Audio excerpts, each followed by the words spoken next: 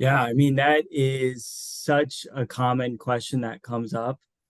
And the thing I wanted, before we jump into the solution, the thing I just want to mention is, and what gets me to the job every day and wants me to speak to clients every day is the fact that a lot of hiring managers see, okay, here's the problem. I don't have enough qualified applicants. I have a couple of job postings out there. I'm not getting any more applicants. And then at that point, it feels like everything is out of your control. It's almost like this sense of dread. You're trapped. Your only solutions at this point are to raise your pay on your postings or to pay Indeed more money to get a higher search result and visibility. And I don't want to single out Indeed specifically, but just job boards in general. And I think from my experience working with hiring managers, that's kind of their perspective coming into it, right? Just Gotta throw have money at the qualified problem. Let me applicants. throw money at the problem. Maybe Yeah, that'll. exactly.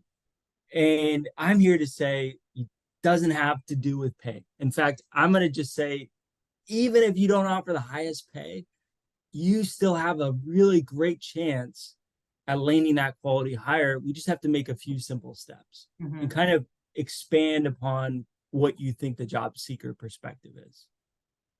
And so really, typically, there's some really like short, simple solutions, edit and personalize that job description.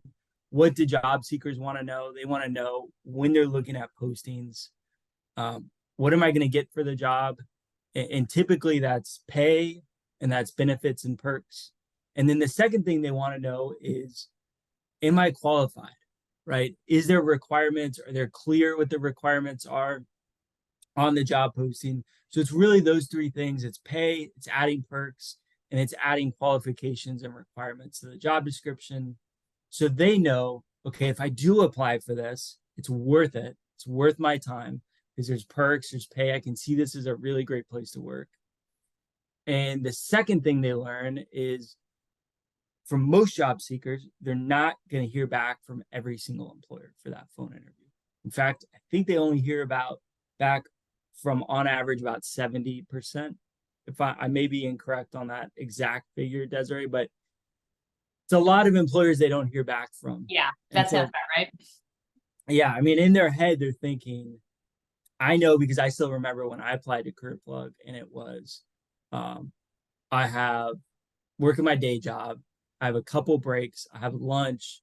And so I would take those breaks, those lunches, I would go on to the job boards and I would filter by pay and I would look for the job posting and I would save it. And then after work, I would come back and I would apply.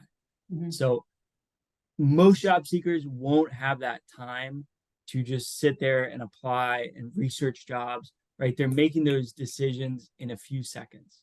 So how do we win as employers? Number one, putting that pay up on the posting right away. We're making it very easy for these job seekers to say, hey, they have pay posted. I'm going to click on the job. I want to learn more about it. And then I want to apply, right? So number one, adding that pay range onto the job posting. Typically a range is what we like, and that's our best practice. And then once you've clicked on the pay or you've clicked on the job, you've seen the pay, you've looked at it. Now it comes to how do we convince them to apply when there's hundreds and hundreds of other postings out there? How do we get them excited to apply? Even more so, how do we make it so inside of their head, job seekers are saying, I want to apply to this and I'm definitely going to show up to the interview, right? So how do we do that? I think all of that also begins at the job description. So really going into the job description, clear requirements like we discussed, and then a benefits and perks section. And even if you don't have traditional benefits, I think a huge misconception is I don't offer insurance, I don't offer retirement, I don't offer paid time off. There's no point in even having a benefit section on the posting.